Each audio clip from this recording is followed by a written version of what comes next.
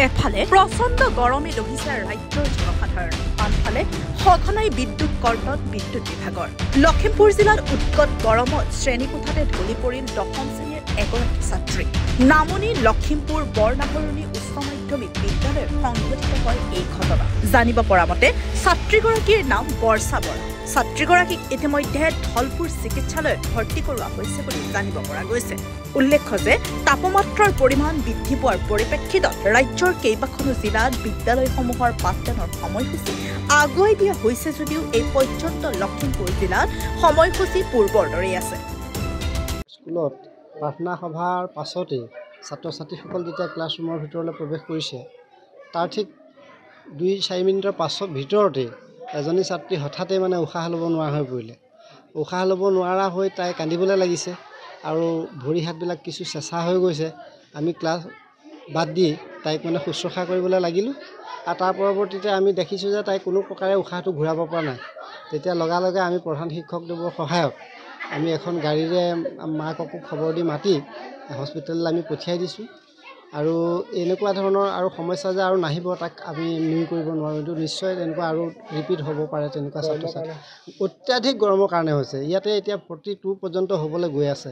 গতিকে ইমানখিনি সহ্য কৰাটো আমাৰ মানুহৰ ক্ষমতা নাই আৰু ছাত্ৰ ছাত্ৰীসকলৰ বিশেষকৈ পোচাকবিলাক উপযুক্ত হয়তো নহয়, সেইটো কাৰণেও তেওঁলোকে হয়তো বেছি কষ্ট অনুভৱ কৰিছে। আৰু বিশেষকৈ কাৰেণ্টৰ এটা সমস্যা। বৰনাহৰণি হাইস্কুল আমাৰ কাৰেণ্টৰ সমস্যা আৰু স্কুল ঘৰবিলাকৰো সমস্যা। ঘৰবিলাক সম্পূৰ্ণ হাইজেনিক নহয় আৰু কাৰেণ্টটো টোটেলি নায়েই, আৰু যি অকণমান কাৰেণ্ট আহে ভল্টেজ টোটেলি নাথাকে, ফেন নুঘূৰে। গতিকে ছাত্ৰ ছাত্ৰী ভীষণ হাৰাশাস্তিৰ সন্মুখীন হ'বলগীয়া হৈছে। নাই, তেনেকৈ অসুস্থ আমি কোনো গম পোৱা নাই। তাই যদি কিবা অসুখ আছিলে এইটো গাৰ্জেণ্টে গম পাব। তেওঁক এতিয়া আমাৰ নিয়েৰেষ্ট ধলপুৰ PHC-লৈ নিছে। ছোৱালীজনীৰ নামটো বৰষা বৰা, ক্লাছ 10-ৰ। বৰনাহৰণিত যিটো হৈ গৈছে ঘটনাটো, এই ঘটনাটো আমি ধলপুৰক পঠাই দিছোঁ। বিভিন্ন জিলাবিলাকত ৰাতিপুৱা স্কুল গৈছে, আমাৰ ৰাতিপুৱা স্কুল এতিয়ালৈকে হোৱা নাই আৰু আমাৰ ল'ৰা ছোৱালীবিলাকে উদুলি মুদুলিকৈ ক্লাছৰুমত সোমাব নোৱাৰে, এনেকুৱা এটা অৱস্থা হৈছে গৰমৰ কাৰণে।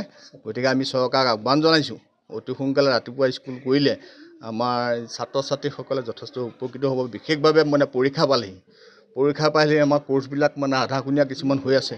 এনেকুৱা অৱস্থাত যদি আমি ছাত্ৰ ছাত্ৰীসকলৰ ভিতৰত ক্লাছ কৰিবলৈ কওঁ, তেওঁলোকে নালাগে বুলি আমাক প্ৰত্যাহ্বানে জনাবলৈ বিচাৰিছে।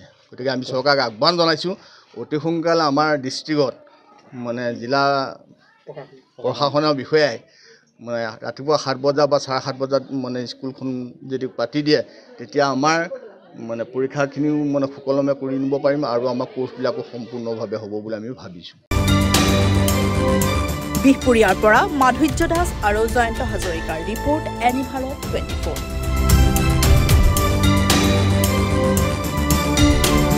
অভিনয় কৰাৰ হেঁপাহ আপুনিও পঢ়ি ৰাখিছে নেকি?